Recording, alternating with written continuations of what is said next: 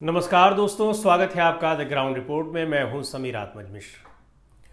मध्य प्रदेश के कैबिनेट मंत्रियों को, डिप्टी चीफ मिनिस्टर्स को न जाने क्या हो गया है, सेना को लेकर लगातार आपत्तिजनक बयान दे रहे हैं। अब पता नहीं उनको ये कहा गया है या फिर वो गलती से उनसे निकल जा रहा है, या जोश में कुछ ज़्यादा ही बोल जा रहे हैं, या फिर प्रधानमंत्री नरेंद्र मोदी की भक्ति में इतने लीन हो जा रहे हैं कि सेना को ही अनाप शनाप कह दे रहे हैं। अब ताज़ा तरीन मामला है deputy chief minister Jagdish Devda. वो एक कार्यक्रम में बोल गए कि भाई पूरा का पूरा जो एक पहलगाम की घटना के बाद ऑपरेशन सिंदूर को अंजाम दिया गया, उसका पूरा का पूरा क्रेडिट प्रधानमंत्री नरेंद्र मोदी को है, और उस वजह से पूरा का पूरा देश और पूरे देश की सेना वो उनके चरणों में नतमस्तक है। प्रधानमंत्री नरेंद्र मोदी के सेना, देश पूरा नतमस्तक है और पूरा देश की सेना नतमस्तक है प्रधानमंत्री नरेंद्र मोदी के चरणों में। ये बिल्कुल एग्जैक्टली उन्होंने ये बातें कही। जिन माताओं के सिंदूर को मिटाने का काम जिन लोगों ने किया, जिन आतंकवादियों ने किया, और जिन आतंकवादियों को जिनने पाला, जो पाल रहे हैं, उनको नेस्त नाबूद नहीं कर देंगे तब तक चैन की सांस नहीं लेंगे।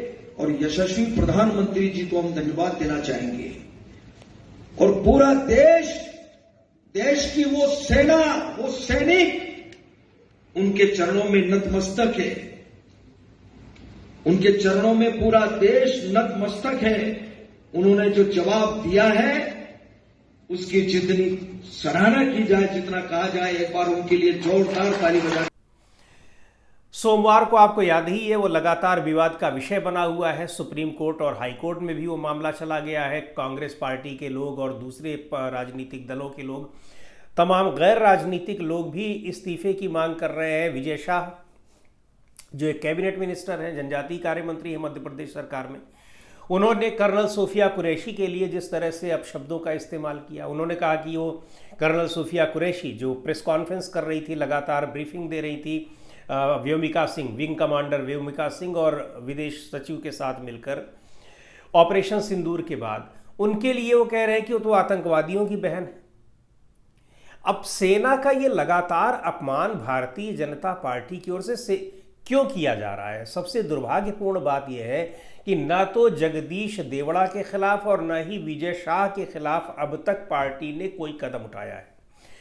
इतना गंभीर बयान था विजय शाह का कि हाईकोर्ट को, मध्य प्रदेश हाईकोर्ट को खुद संज्ञान लेना पड़ा और बहुत ही तल्खी के साथ कहा कि आपको इस पर एफआईआर तत्काल दर्ज करनी है। 4 घंटे के भीतर डीजीपी को निर्देश दिया। देर रात एफआईआर दर्ज हुई, लेकिन एफआईआर की जो भाषा थी, एफआईआर में जो आरोप लगाए गए थे, वो बहुत ही मामूली किस्म के थे और आदर सूचक शब्दों के साथ उनका नाम लिया जा रहा था। उसको लेकर खुद हाईकोर्ट के जस्टिस जिन्होंने ये आदेश दिया था, वो खुद हंस पड़े और कहे ये आपने क्या कर रखा है। और उन्होंने कहा कि ठीक है, आपने किया तो है, लेकिन पूरी की पूरी जांच हमारी निगरानी में होगी। मांग कर रहे हैं वहाँ के कांग्रेस के विधायक गवर्नर से जाकर मिले कि इनको बर्खास्त किया जाए, इनके खिलाफ कार्रवाई की जाए और इनके इस आचरण के लिए भारतीय जनता पार्टी को खुद माफ़ी मांगनी चाहिए। ये मांग की जा रही है, लेकिन एक शब्द उनके खिलाफ नहीं, कोई कार्रवाई नहीं। और यहाँ तक कि मध्य प्रदेश के मुख्यमंत्री मोहन यादव ने कह दिया कि क्यों करे कार्रवाई, उन्होंने कुछ ऐसा नहीं किया है। कर्नल रैंक की एक अधिकारी को महिला होने के नाते और मुस्लिम होने के नाते उनको आतंकवादियों की बहन बता दिया कैबिनेट मिनिस्टर ने भरी सभा में। और ये कोई गंभीर बात नहीं है उस कैबिनेट मिनिस्टर के बॉस यानी मुख्यमंत्री के लिए। अब पूरी की पूरी पार्टी इसके पीछे खड़ी है, अब इसमें कोई संदेह नहीं, क्योंकि 4 दिन बीत गए हैं और पार्टी के एक नेता का बयान विजय शाह के खिलाफ नहीं आया है। भारत में और सभी राज्यों में एक महिला आयोग भी होता है, एक अल्पसंख्यक आयोग भी होता है, लेकिन किसी महिला आयोग, किसी अल्पसंख्यक आयोग को इसमें कोई आपत्तिजनक बयान नहीं दिखाई पड़ा कि सेना के कर्नल को, एक महिला कर्नल को, महिला अधिकारी को आतंकवादियों की बहन के रूप में संबोधित किया जा रहा है। दूसरी ओर उससे भी ज़्यादा शर्मनाक बयान, और शर्मनाक नहीं कहेंगे, ये तो बहुत ही देशद्रोही किस्म का बयान है कि सेना को प्रधानमंत्री के चरणों में नतमस्तक बताया जा रहा है। क्यों बताया जा रहा है? ये ठीक है कि सरकार ही सब कुछ संचालित करती है उसकी देखरेख में, लेकिन सेना की अपनी एक इंडिपेंडेंट आइडेंटिटी है।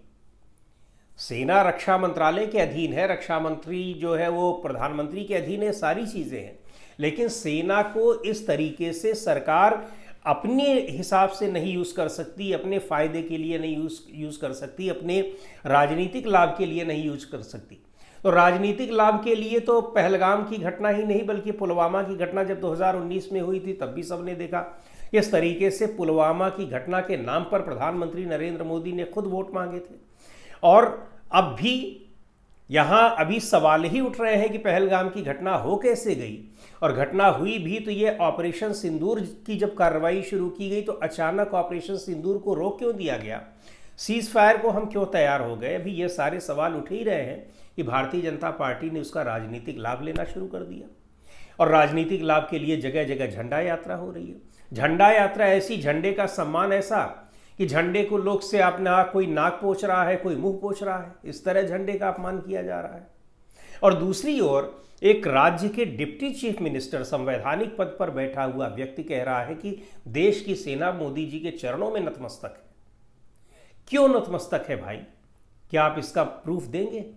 और अगर ऐसा हुआ है, नहीं हुआ है, तो आप क्यों कह रहे हैं? और आपने कहा है तो आप उसके लिए माफ़ी मांग रहे हैं या नहीं? और आपकी पार्टी आपको बर्खास्त कर रही है कि नहीं? क्योंकि ये छोटा मोटा बयान नहीं है और किसी एक साधारण व्यक्ति के द्वारा दिया गया नहीं है।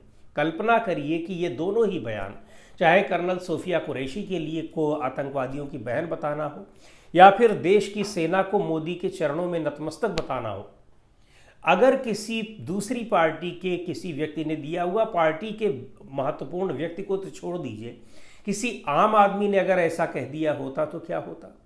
उसके खिलाफ देशद्रोह का मुकदमा कायम हो गया होता, अब तक वो जेल में सड़ रहा होता। लेकिन भारतीय जनता पार्टी के नेता हैं, मिनिस्टर हैं ये लोग, इनको कुछ नहीं होगा, इनके लिए कोई कानून नहीं है, ये लोग कानून से ऊपर हैं। ये किसी को भी कुछ कह दें, मोदी के चरणों में चाहे वो सेना को नतमस्तक कर दें, राष्ट्रपति को नतमस्तक कर दें, कोर्ट को नतमस्तक कर दें, किसी को भी कर दें, इनको अपनी स्वामी भक्ति और भक्ति दिखानी है प्रधानमंत्री के प्रति, तो उसके लिए ये कुछ भी कर देंगे। इनके लिए ना कोई संविधान है, न इनके लिए कोई कानून है, ना ही इनके लिए कोई व्यवस्था है।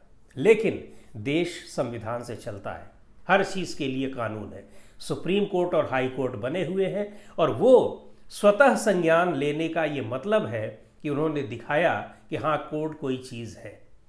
तो आप कितना भी संविधान को दरकिनार कर दीजिए, संविधान को इग्नोर कर दीजिए, कानून को आप उसको बिल्कुल मत मानिए, लेकिन कानून आपका पीछा नहीं छोड़ने वाला है। तो दोस्तों, आज की इस वीडियो में इतना ही। अगले वीडियो में फिर मिलेंगे एक नए विषय के साथ, एक नए मुद्दे के साथ। द ग्राउंड रिपोर्ट के यूट्यूब चैनल को आपने अब तक सब्सक्राइब न किया हो तो ज़रूर कर लें। हमारे वीडियोस को लाइक करें, शेयर करें और अपने सुझाव भी हमें ज़रूर भेजें।